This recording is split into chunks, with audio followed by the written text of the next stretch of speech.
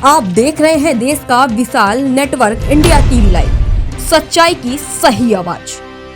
અમદાવાદ જિલ્લાની સાણંદ વિરોચાનગર બેઠક પર કોંગ્રેસના ઉમેદવાર નંદુબેન જયદીપસિંહ મકવાણા દ્વારા હાલમાં જોરશોરથી પ્રચાર અભિયાન ચલાવવામાં આવી રહ્યો છે। ડોર ટુ ડોર પ્રચારની વ્યૂહરચના નંદુબેન મકવાણા અને તેમની ટીમ સાણંદના ગ્રામ્ય વિસ્તારમાં જઈને લોકોનો સીધો સંપર્ક કરી રહ્યા છે।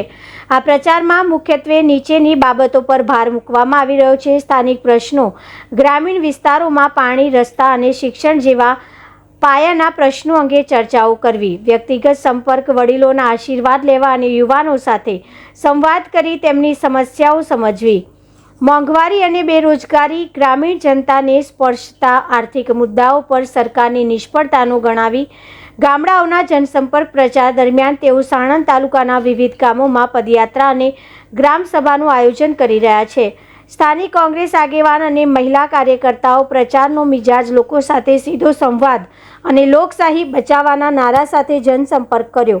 નંદુબેન મકવાણા સ્થાનિક હોવાથી અને સામાજિક રીતે સક્રિય હોવાના કારણે ગ્રામ્ય વિસ્તારોમાં તેમને સ્નેહ અને સમર્થન મળી રહ્યું છે।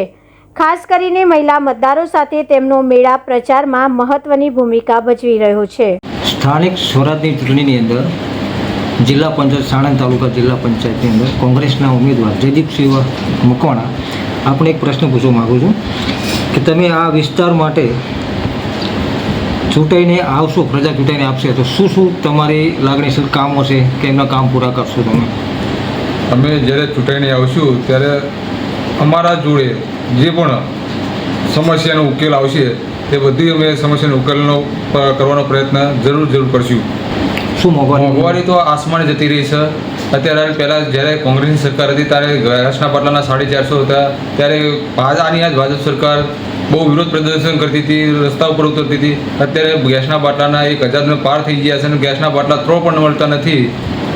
અમે ચોક્કસ પ્રમાણે અમારી બનતી જે પણ કોશિશ હોય તે અમે કરી બતાવશું। પક્ષ સાથે અમે લગભગ 20 વર્ષથી કોંગ્રેસ જોડે છીએ। જ્યારે મારો જન્મ હશે ત્યારથી અમે કોંગ્રેસ જોડે છીએ અને એમની વફાદારીનું મને આ ઇનામ મળ્યું છે। મારા ફાધર પણ અત્યારે જિલ્લા પંચાયતના સદસ્ય ચાલુ હતા અને એમને દુઃખદ એવો સમાચાર આવ્યો કે એમનું એક કેન્સરની બીમારીના કારણે એ એક્સપાયર થઈ જાય। એમના હિસાબે મને ટિકિટ આપી છે અને હું કોંગ્રેસ પક્ષ જોડે વફાદારી રહીશ। देश और प्रदेश की खबरों के लिए अभी सब्सक्राइब कीजिए इंडिया टीवी लाइव, साथ ही बेल आइकन को दबाना बिल्कुल ना भूलें, जिससे सबसे पहले खबर आप तक पहुंच सके।